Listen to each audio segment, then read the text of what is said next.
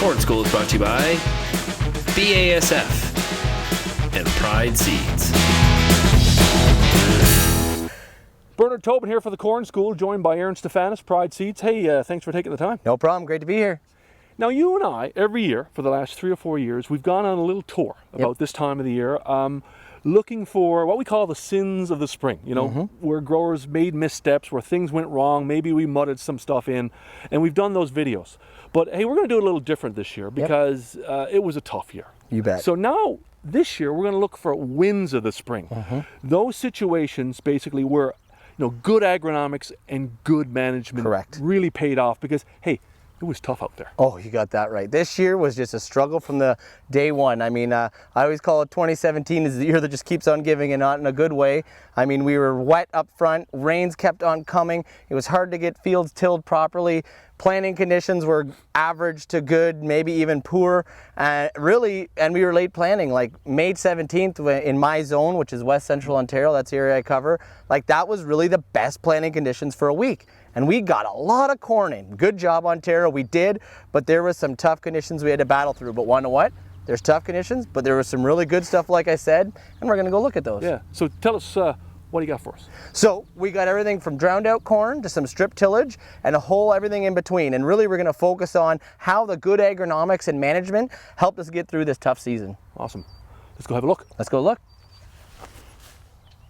Okay, here we are in the first field. This is the field here that was underwater. So in those heavy rains we got July 1st, we had the major flooding, and essentially the Grand River, it went right through here and was up to my waist in depth. To my right or your left, this is where the heavy current was. So this is where you see it almost looks like hail hit this corn. Very tattered, beat up. On my left-hand side, this was just sitting underwater. We were underwater for about 48 hours on this left side. Based on the articles that Purdue put out when we had all this heavy flooding in North America, they said 24 to 48 hours before you get real drastic yield impact. The other thing they said is the best thing you can do on the management side is pray for a rain. And want to know what? We did get a nice light rain, took off some of the sediment from the leaves, kept it on going, kept those photosynthetic cells going so we could drive forward. The next part of this is the grower decided, since there was a lot of moisture sitting here, he would do a PSTN to see, you know, how much nitrogen he lost. So it was amazing. The PSTN was 0.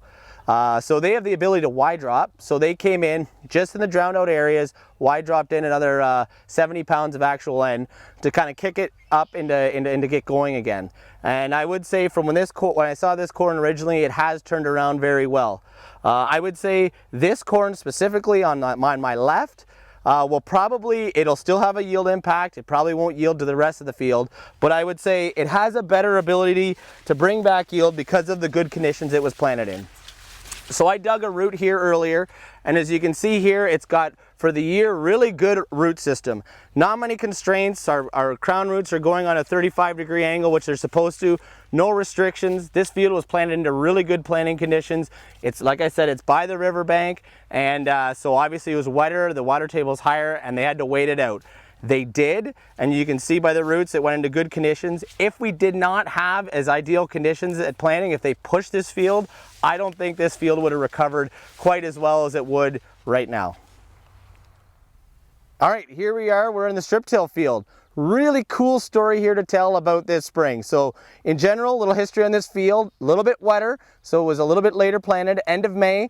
They had to do one cultivator pass just to open the field up. And then they came in and they strip tilled it. So what you're gonna say here on this side of me, this is the side where they just missed the strip. We're right on the edge of it. And on this side of me, we're right bang on the center. So really cool story about strip tillage. So what does that mean for this year? Well, when you're right on the center, that strip till, even after one cultivation, bermed up that soil, made it dry out a little bit better, and you're getting a much better planting condition on this side, right on the strip. On this side, it's not quite as well. I mean, you can look right down the line, right behind me.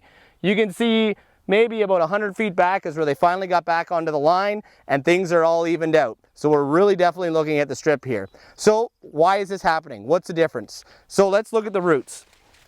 So as you can see in these roots, The one that was not on the zone is definitely restricted. We call that a hatchet root. So what that means is the soil was not as good conditions. Your closing wheels and your gauge wheels are probably compacting the soil around the root, which made it have that classic hatchet root. Where on the side that was right on the strip is definitely much more healthier, where you want to have your crown roots. Once again, like I said, you want those crown roots on a 35-degree angle, reaching out, looking healthy, looking good for the stage of this corn, and that's why you're seeing this corn so much ahead of the other side.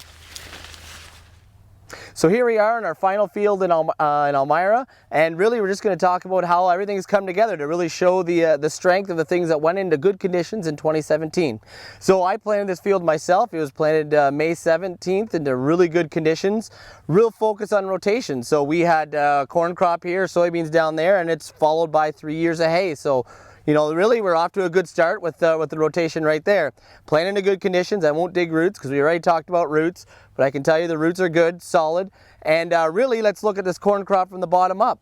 So if you look from the bottom here, you can see none of the leaves are fired up. They're green right from the bottom up, so that really means we have access to nutrients, access to nitrogen, things are going well. You come all the way up to the top, things are still green. I pulled the leaves earlier before we shot, and we're 3 leaves away from tassel. So we do have a shorter corn crop this year. It won't be super tall, but that doesn't mean that we're going to be restricted on yield. And I think really looking at this, we got some great yield potential here, and anything that went into really good conditions is a win of the spring this year, and hopefully a win of harvest, and we'll find out as harvest rolls on.